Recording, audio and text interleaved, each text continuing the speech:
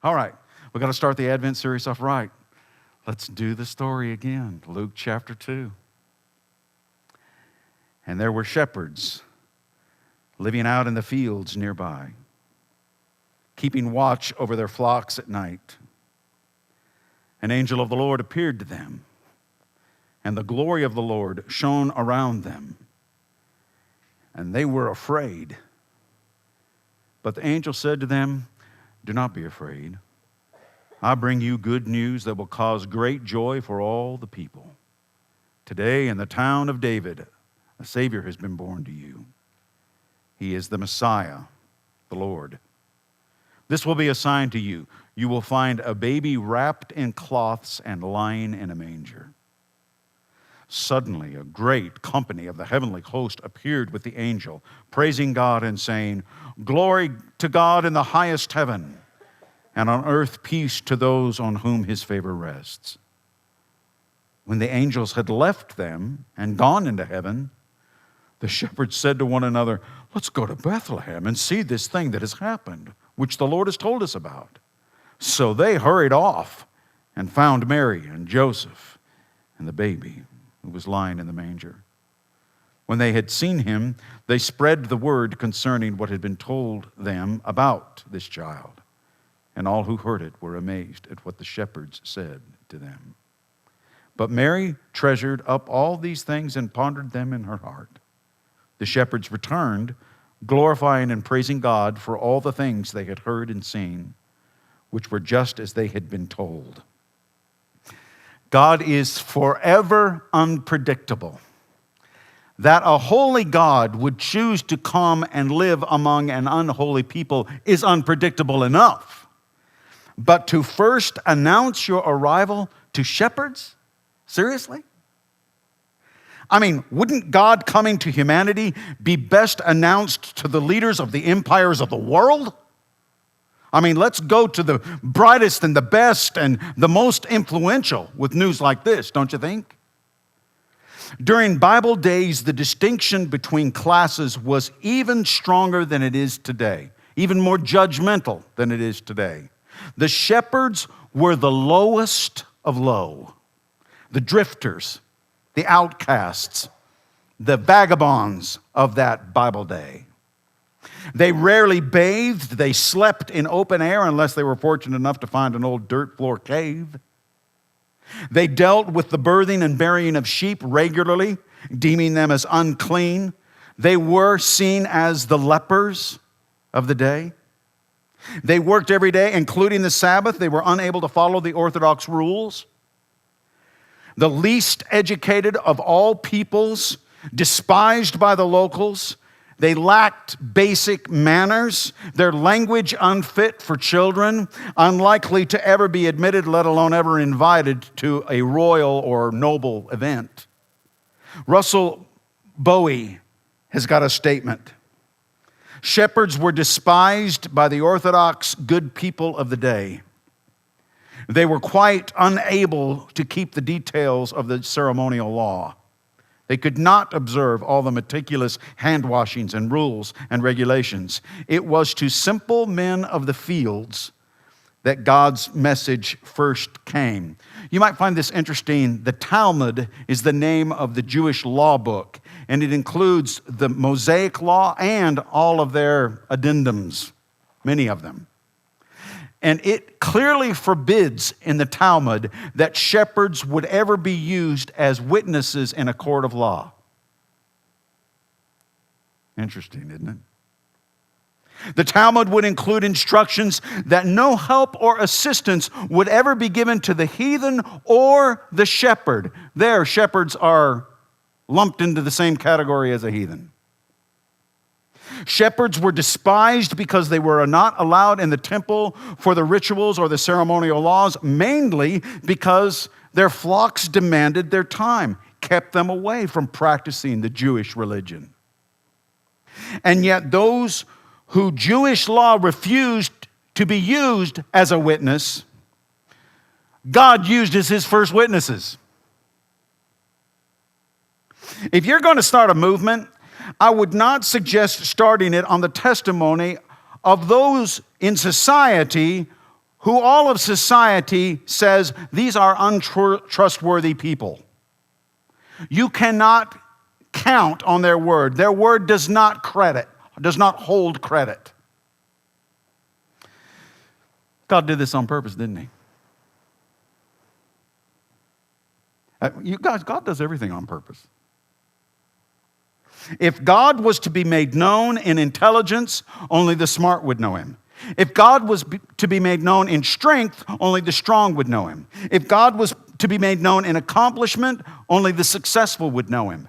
If God was to be made known in wealth, only the rich would know him. But God was first made known through the Christ child to the outsiders, the rejected, the social ne'er-do-wells.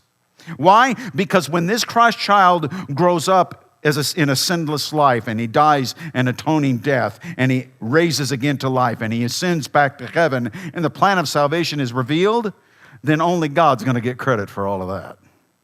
He receives all the glory. No smart man, no strong man, no accomplished man, no wealthy man. Religion didn't do it. Human IQ didn't do it. Human talent didn't do it. Nothing human did it. God in Jesus did it. And the society's most disreputable were the first to bear witness that God came to the earth. You got to admit, you look at this and you look at the way society looked at shepherds. God knows how to write a story, doesn't he? Only God could write a story like this. Now, I want you to notice what we're just going to call a shepherd progression. I think this can be helpful to us. Notice first that the shepherds were looking. It says in verse 8, and there were shepherds living out in the fields nearby, keeping watch over their flocks at night. Their eyes were open. Max Lucado has a real interesting teaching on this. He talks about recognizing every day as deserving a chance. In other words, every day God is moving, God is disclosing. So every day is a chance to hear him, a chance to see him at work, a chance even to experience him. Would we live like that? Would we look for him? Have you ever been around somebody who really keeps their eyes open to God in everything, yet they're not in left field about it? They try to see God in everything, but yet they're balanced. I'm not talking about the people who are off in left field that are, I'm talking about the people who seem like God just kind of comes into the conversation and it's a little more natural. What would it take for us to start looking for the movement of God in everyday life? So these shepherds witnessed something beyond imagination. The sky is suddenly filled with a great company of the heavenly host. It wasn't in the temple because no human structure can contain God or his presence. Remember in the Old Testament when Isaiah the prophet experienced God in the temple, even the train of his robe couldn't fit in, let alone his praise. So suddenly the atmosphere erupts with the sounds of praise and worship and announcement. And just as suddenly as it comes, so it goes. Look at verse 15. When the angels had left them and gone into heaven, the shepherds said to one another, let's go. Let's go to Bethlehem and see this thing that has happened, which the Lord has told us about. So they hurried off and found Mary and Joseph and the baby who was lying in the manger. For this shepherd progression, what began with looking quickly moved to following. The fear was replaced with the excitement to go, to follow. The God whose praises filled their fields would have to take care and tend to the sheep because they had much more important matters to tend to. They followed with belief. They followed with faith. And a committee wasn't charged with investigation. The shepherds didn't say, hey, you too, why don't you go check that out? We'll watch the sheep. No. They said, forget the sheep. We're gone.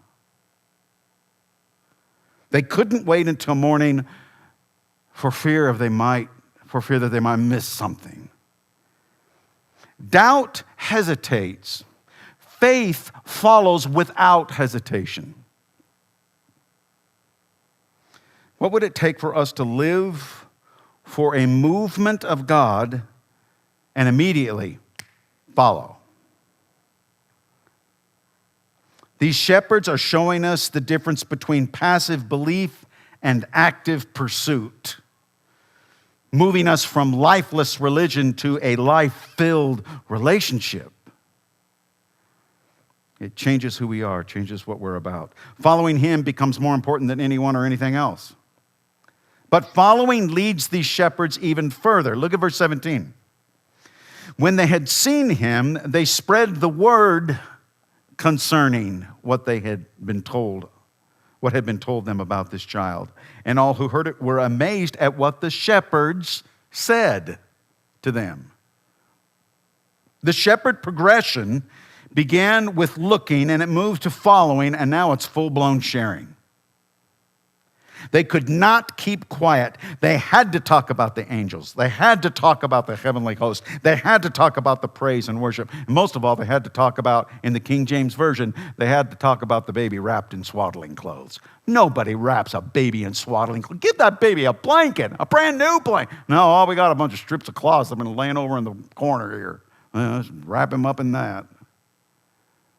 Pathetic, isn't it? Dude. The shepherds became teachers. They became testifiers. When they followed, they were believing with their actions. When they shared, they were believing with their words.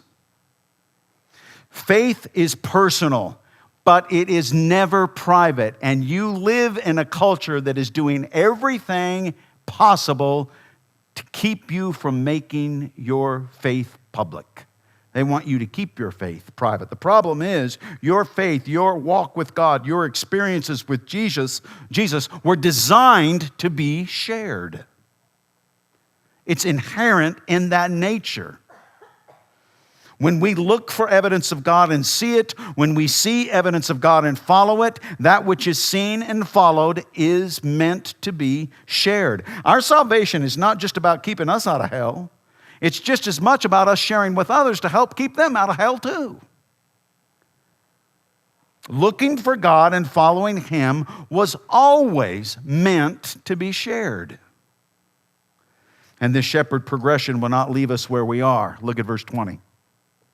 The shepherds returned, glorifying and praising God for all the things they had heard and seen, which were just as they had been told. Those shepherds would return, but they would not return the same. Oh no. They were forever changing. Forever.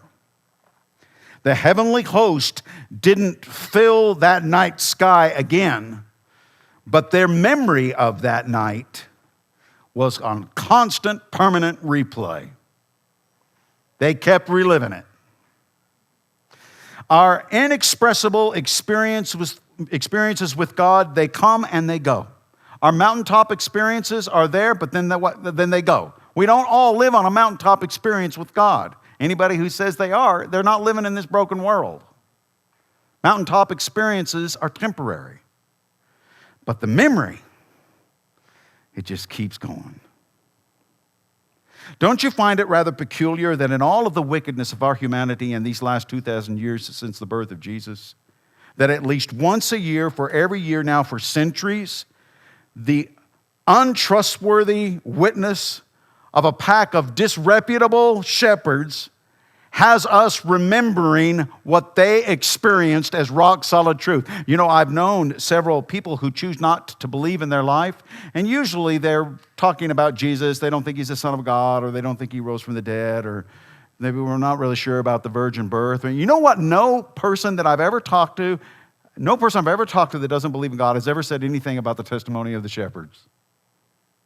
They never say, well, the reason I don't believe I think the shepherds were smoking the wild and wacky one that night, and you know it didn't happen. I've never heard an atheist say anything about the shepherd's testimony. Do you know why? Because they know it's true. If somebody like that society disregards is going to say something crazy, I think I might tune into that. Only God. Only God.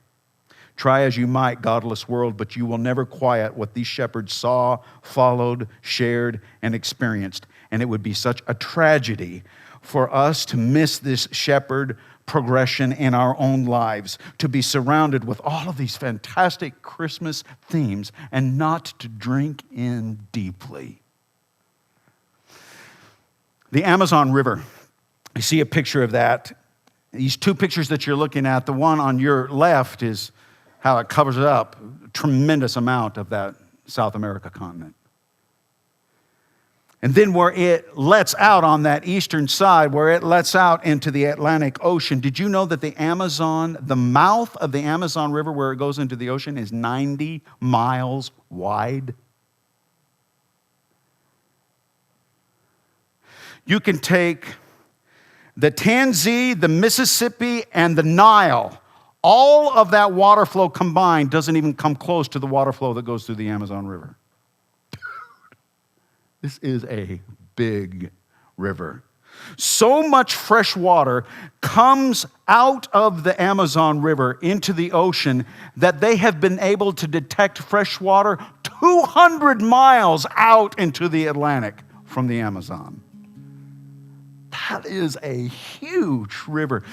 Old sailors, ancient mariners who were unfamiliar with this area of the Atlantic on that South American eastern seaboard, if their vessel ran into problems or they got in a storm or they lost their sails or whatever and they were adrift, and they weren't unfamiliar with the territory, and they would just be out there dying of thirst.